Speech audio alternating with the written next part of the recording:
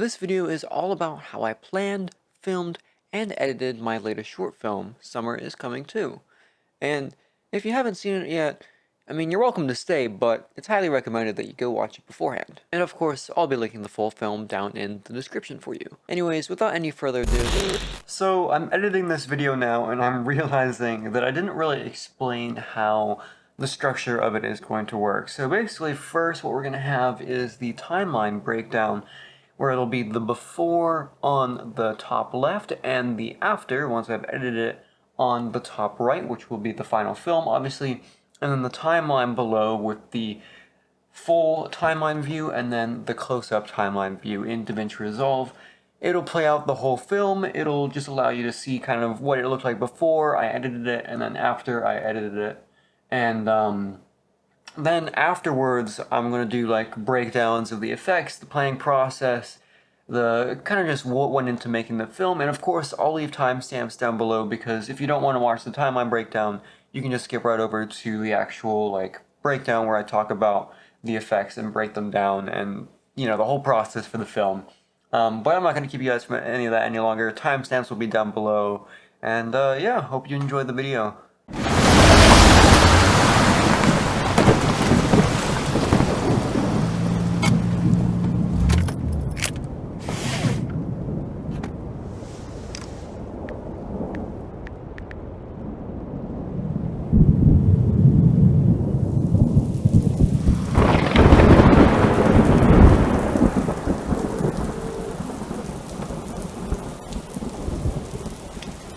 Just pulled up to the spot. Sorry, man. I had other things come up. So, can you still give Tristan a ride? No, man. It's pouring rain. I'm seriously busy pretty much all the time. It looks like Michael just canceled me as well. You sure? Bro, I don't know when I'm gonna have an opportunity to come along again.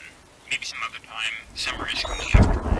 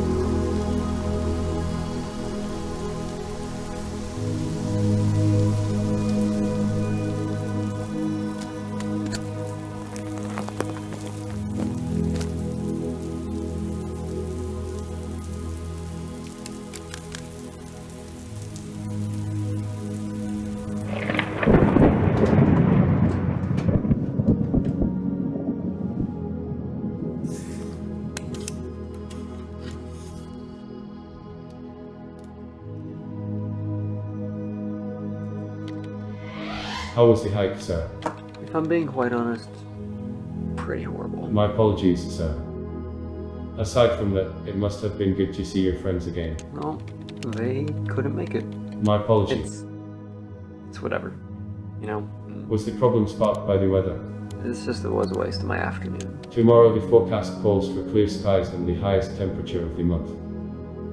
It would be a great opportunity to go somewhere for photography. I mean, that would be great, but my friends aren't going to be able to come. Is the presence of your friends a requirement for a good photograph? Not really, it just is, you know, more fun that way. I see your frustration, sir, but you could take some time to just enjoy nature. Well, I mean, I guess so. Could you maybe pull up those locations that I marked down? Sure thing.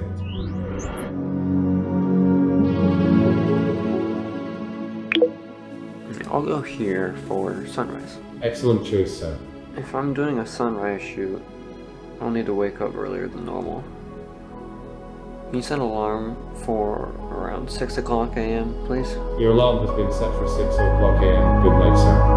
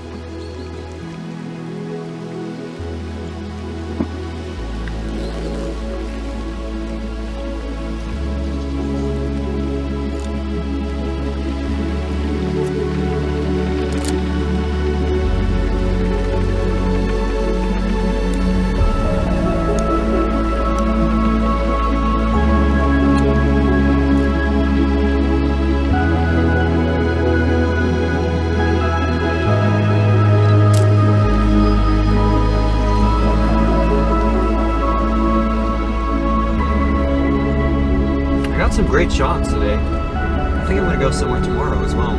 Glad to hear that, Sarah. Where are you planning to go? I'm thinking probably the waterfall for sunrise.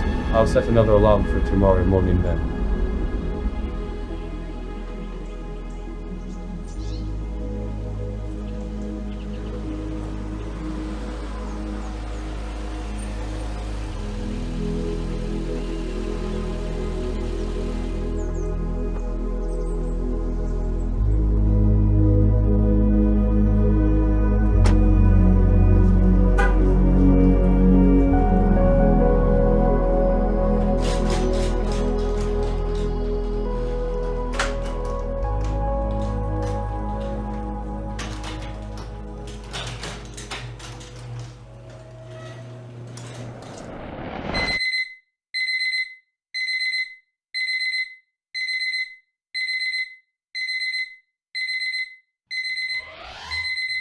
Wake up.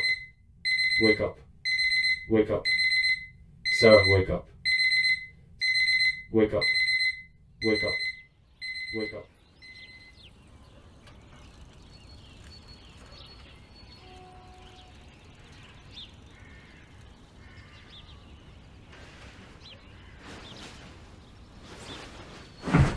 Ed, did my alarm not go off?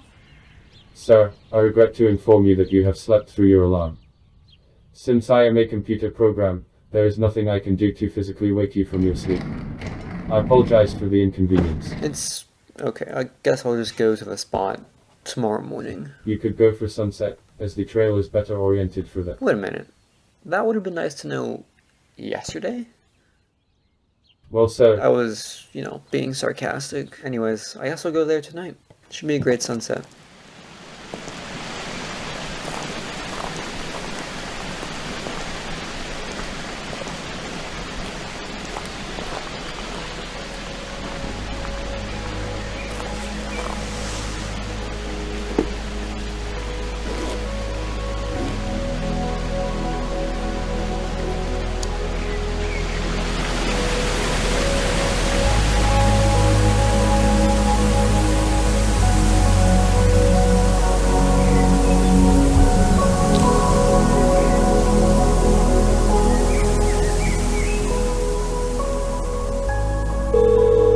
Hey, Nick.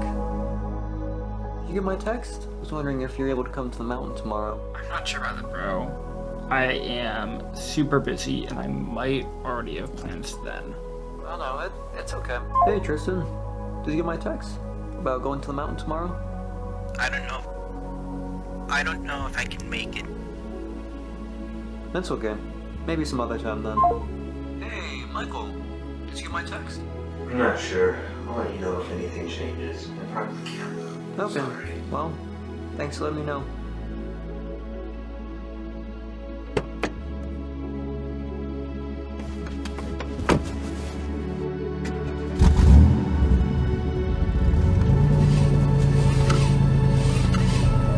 it seems as if you are still following through with this trip, even without your friends.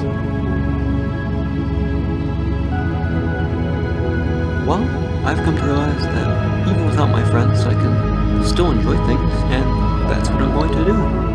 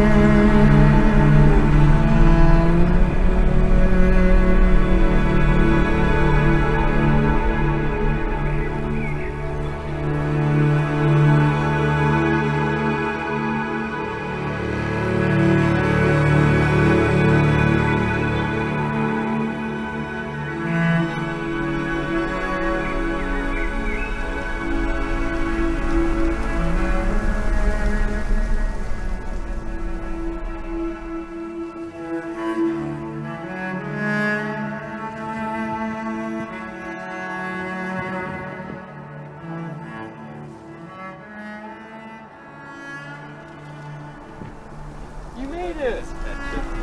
Wow. We were planning to surprise you. And when you said you were heading to the mountain today, I knew we had to make it happen. This is awesome, guys. I'm so happy that you all could make it.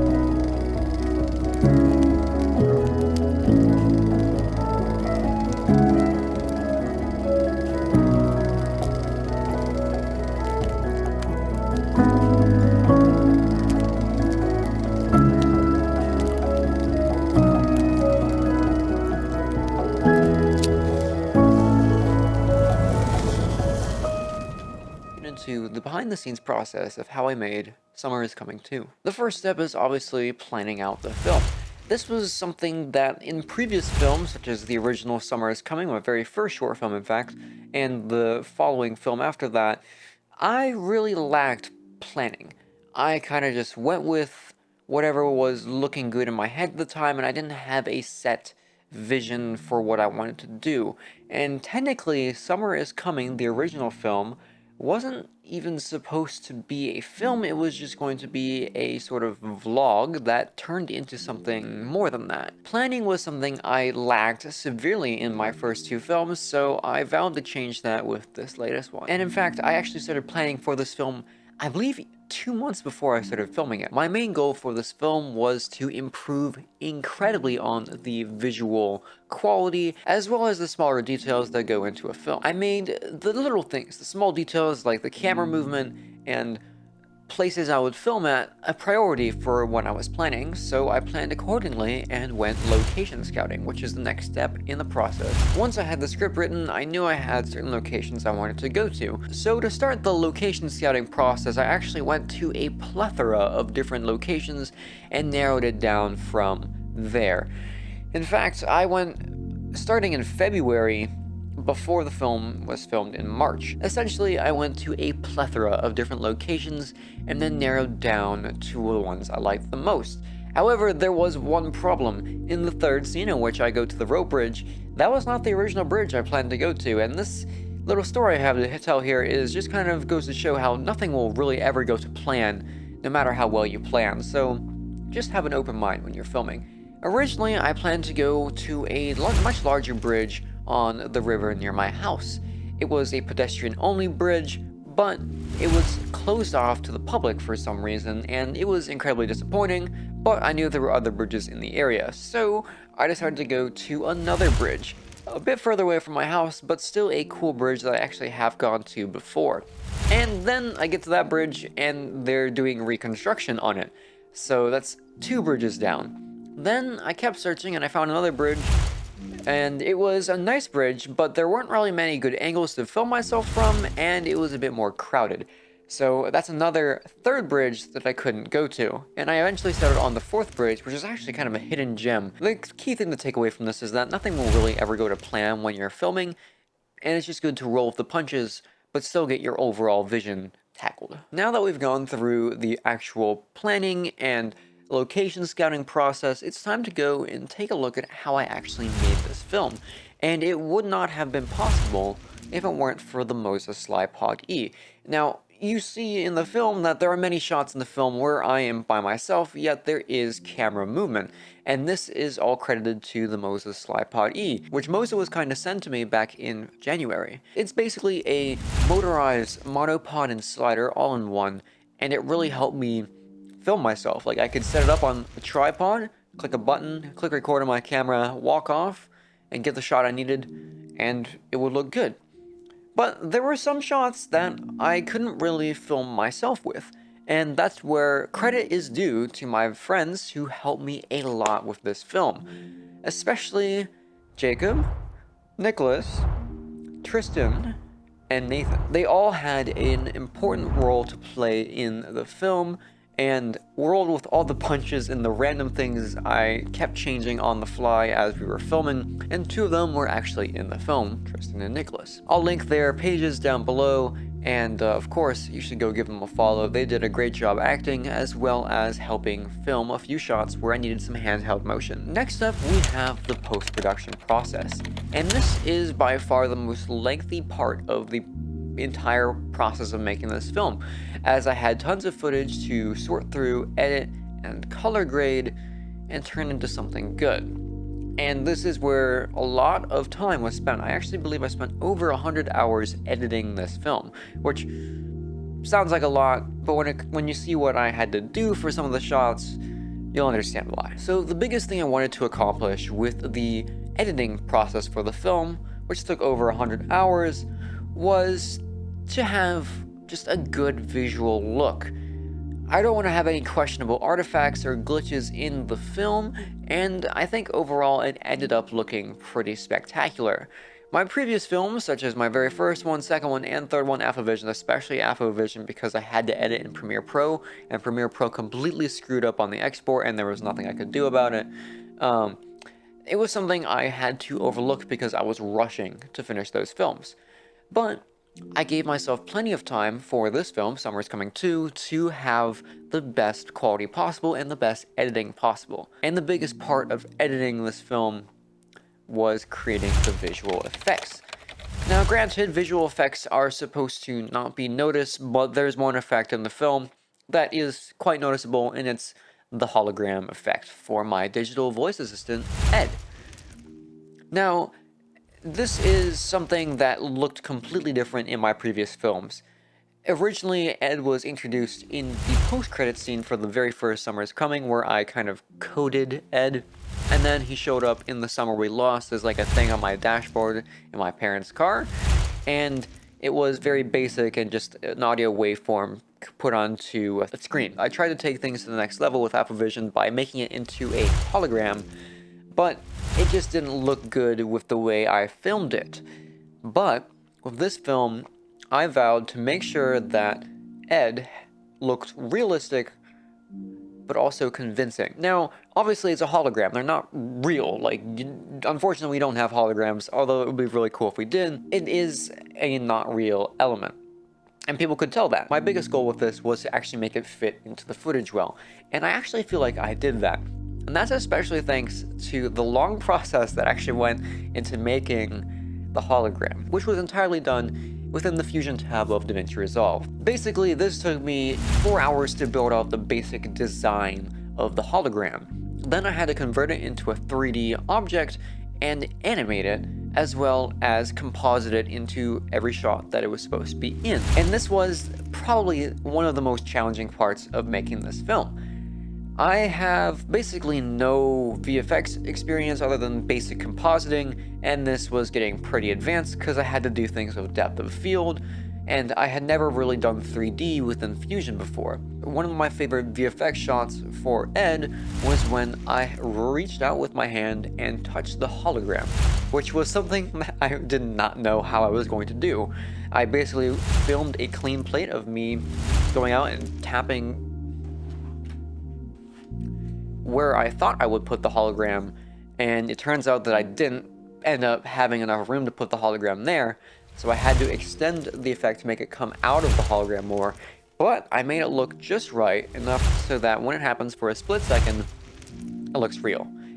Having actual interaction with the visual effects in your film will take it to the next level, and I'm not like the people at Quarter Crew or on actual movies where they know exactly what they're talking about, but I do know that having interaction with your visual effects will make it look that much more real. And the ultimate goal of visual effects, like I said before, is to make it so like the viewer doesn't notice it. And obviously, Ed, that's not actual real element, but I try to make it so it doesn't detract from the visual experience, and I feel like it adds to the visual experience and tells the story in a better way. And I'm actually happy to say that for these next visual effects, no one really commented about them. So I'm assuming that means that no one noticed them. And I'm actually really happy about that, because ultimately the goal is so that the visual effects, you don't even notice it. And from what it seems, no one did. But I'll tell you about it. The next effect, which we'll dive into here, is the license plate replacement. Basically, I had to go in, track my car's license plate, and then replace it with a new one, which was a long process to get right, and sometimes I had to do some manual keyframing, but in the end it looks pretty convincing, especially when you adjust the depth of field. Having it match the depth of field made it look that much more realistic, and using a corner pin in Fusion just made it look so much better. And maybe one of you saw the license plate and thought it was real, but then again, it's not a real license plate. But it does say just sub, so just sub. It's free. Click the button. And the license plate effect was fairly similar when compared to the visual effects of Ed talking. But the next effect is something no one noticed, but was actually very prevalent in the final scene of the film. My planning did not end up being so well planned, and when we went to go film at the mountain peak, the greenery had not yet risen to the top of the mountain. So we were faced with a challenge. The shots we had didn't align with the rest of the film, so I was like knocking my head on my desk like, what do? I have to make it look like it fits with the rest of the film, which is all about how summer is coming. And it looks like it's the middle of winter still. And I was really, really lost on how I was going to make these shots work, because we couldn't go and reshoot it. We didn't have time, and no one was really available to do so. So what I opted to do was quite literally track and composite greenery into the footage. And it worked. No one noticed it. At least no one said they noticed it. And I'm actually really proud about that. Basically, I just would take a bunch of tree elements. I typed in tree PNG on like Storyblocks and downloaded those tree PNGs, cut them out, put them into the footage, tracked it in. A lot of the shots were tripod shots, so it was easy to do. And then I went back to the mountain for the drone shots, and I got drone shots with greenery because I had the time to do that, but the rest of the cast couldn't come along. It was one of the most challenging problems, but when it actually came to the solution, it was fairly easy. The hardest part about it was basically tracking in. There was one shot where I'm walking up to the edge of the overlook, and that shot is actually handheld, and I had to composite with a tracking feature, and I had to track several different points, and it was having a rough time tracking, but I eventually got it right. But that tree, I had to walk in front of the tree, so how did I make myself walk in front of the tree?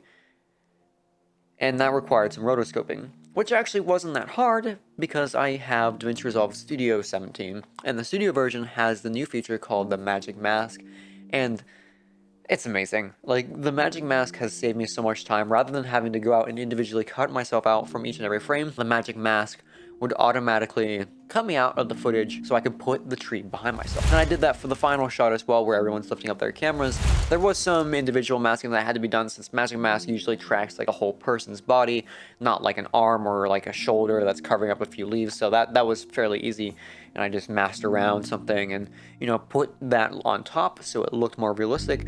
And I'd say that the final effect is very convincing. And when I actually showed my friends the footage, and my friends didn't really realize that I had added greens into the shots until I literally told them. I'm like, do you guys remember that there were like no leaves on the trees? And they're like, wait, how? Experimentation, because really I would not have gotten this. I would have probably left it with no leaves on the trees and it would have looked bad had I not been willing to just experiment, try new things, and try until it worked or until I found a workaround. And I'm glad I did. Overall, creating this film has been an incredible experience, and I'm super thankful for all my friends and family that encouraged me as I went through the process of creating it, and I'm actually happy with the end result, which is something I can't really say about my other films because those are just a little bit off for me, but this one I'm content with, and I'm looking forward to creating the next film. And you know me,